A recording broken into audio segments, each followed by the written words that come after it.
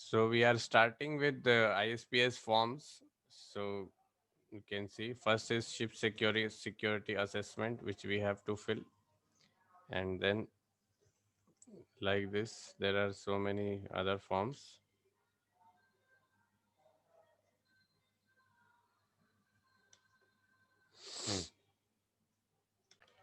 So these are the different forms. Ship security assessment, that we already discussed what is ship security assessment, that we do prior starting the first time and periodically. Then unlawful act report, if any security incident or things happens on board. Form for declaration of security, that is DOS, for ship to ship and ship to port, and interface with any other forms.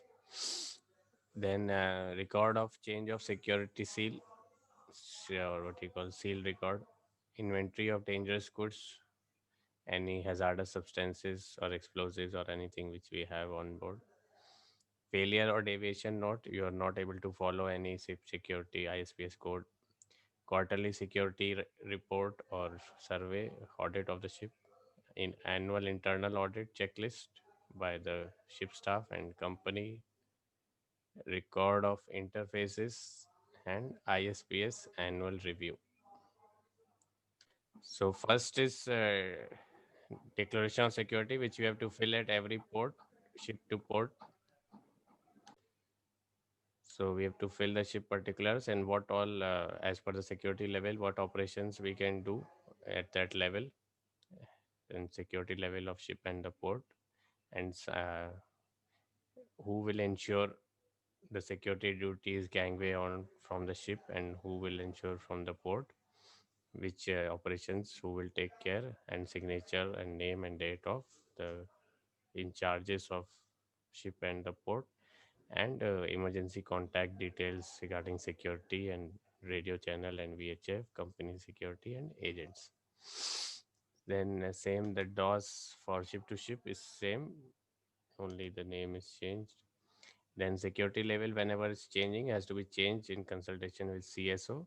If the port security level is different, that we will enter here. And then in dangerous goods, whatever is there, the location, quantity, and checked by. Then